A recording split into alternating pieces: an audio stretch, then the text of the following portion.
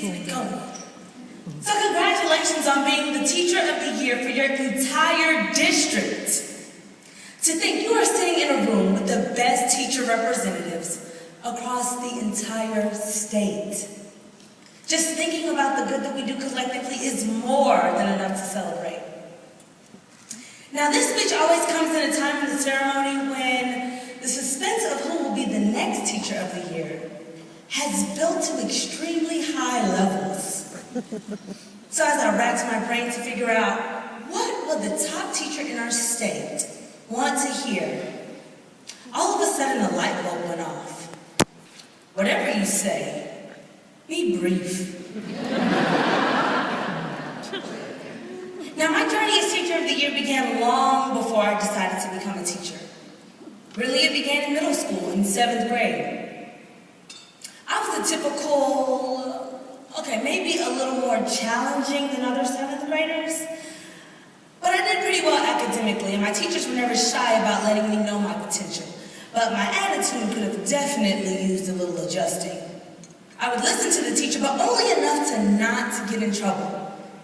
And then I would do all those underlying things that make teachers want to pull their hair out, like talking under my breath and rolling my eyes and asking questions in a condescending way. The list goes on. So I'm sure that my teachers were excited on those days that I was absent. That year, I had a math teacher named Miss Davis. And I also had a cheerleading coach named Miss Davis. Because of them, I am convinced that all teachers with the last name Davis are model examples of what teachers should be. They were always so patient and positive with me. They would give me just enough room to be what I like to call an independent thinker. And they would pull me back when necessary until one day I finally crossed the line and got my very first detention. Now it's crazy how you remember things like getting your first detention. But it wasn't until later on in life that I realized that it wasn't the detention that I remembered, it was the disappointment from my teachers that came along that I remembered so vividly. You see, teachers have this impact on students that you sometimes can't put into words. It's a lasting impression on the hearts of their students and the minds of their students. And even though you don't directly tell them that they're valued, they know by the indirect interactions that you have with them. Years later, I found my Miss Davises again, and they were exactly where God designed them to be, changing lives for every student they encountered. My journey to this stage began with them as excellent models of excellence. So I'm glad that they are here with me today. Miss Davises, please stand.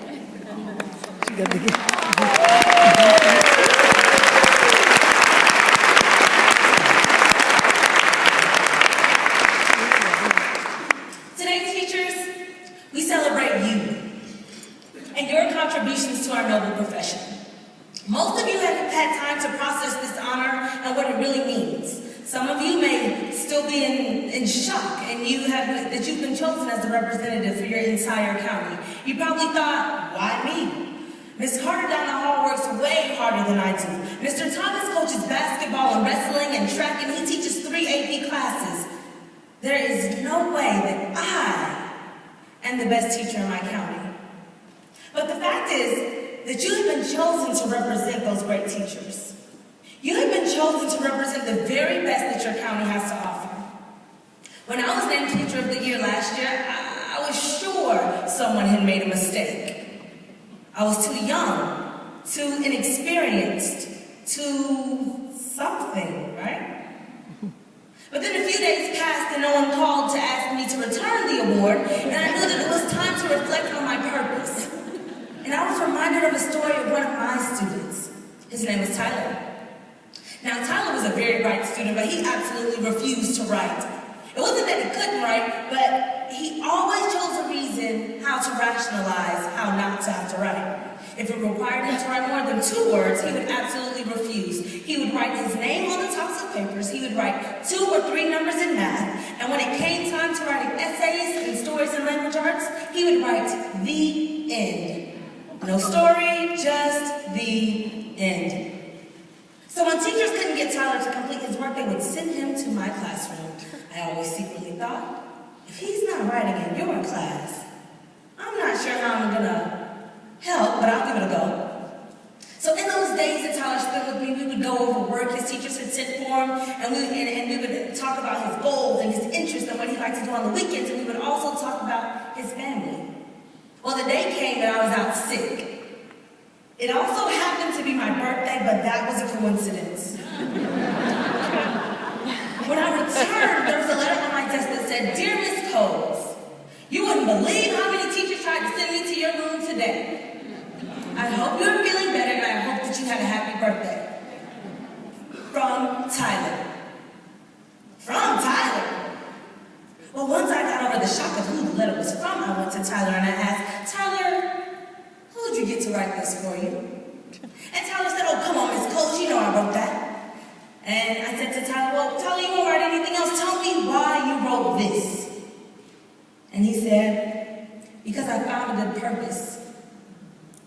You see, it is your purpose that should drive you.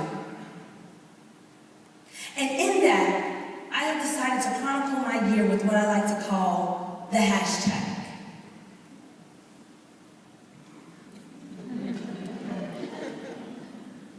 Now, we all know that the hashtag is used in social media to denote a specific topic or to create an emotion or thought. So let's take a look at the hashtag. Now, it's funny how excitement quickly turns into, "I'm going on the next trip." And that was my daughter. I left her when she was 3 months old when I started my journey. And when I couldn't take her with me, it was my family, both biological and my school family, that made it a priority for her to be taken care of.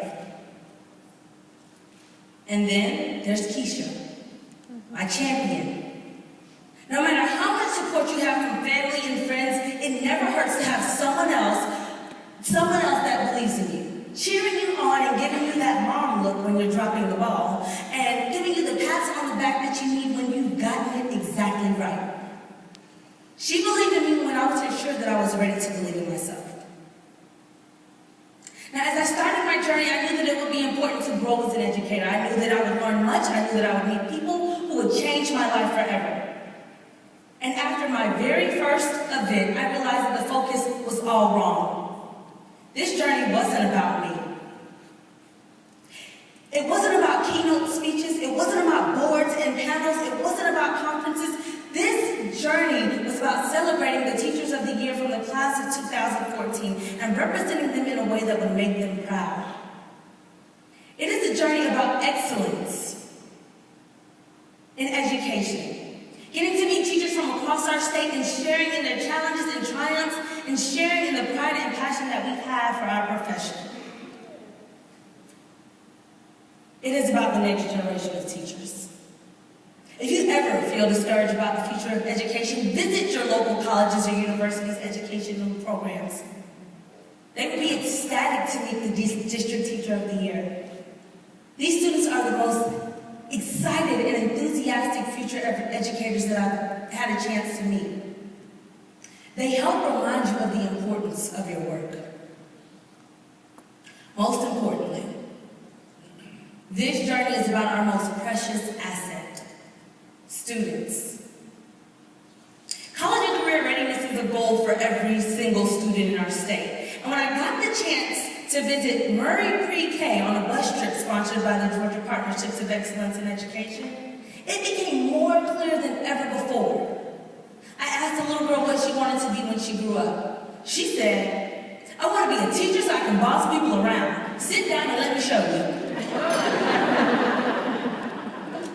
I did what I was told. And that morning I learned how to spell every color of the rainbow through song. And although the journey for me was far greater than myself, I did have some fun with it. I showed a legendary photographer my vision. I touched the top of the Washington Monument, and I stood proudly with Dr. Martin Luther King. I was honored at the White House with the other State Teachers of the Year by our President, Barack Obama. And yet, our journey, my journey, is only just beginning. Teachers, we have work to do. We have a promise to keep, and you have a voice. Every day you figure out ways to do much more with much less. You tune out distractions from negative influences and enter your building. You converse with your colleagues. You build a positive atmosphere, and most importantly, you teach. You strive hard to encourage the very best and brightest students to reach their higher heights and achieve new goals. You welcome the challenge of making sure that the student who has had 7 addresses in a single school year has an environment where they too can be successful. You are the expert. Speak up. Let your voice be heard. Seek out organizations that support your work. Start communities in your school and districts, and bring those teachers together to discuss true improvements. You are a leader.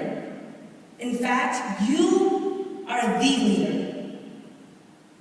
You have been chosen because of your work, your merit, and your passion. Let that drive you. Our students, our future, depends on you. It depends on your journey. Congratulations.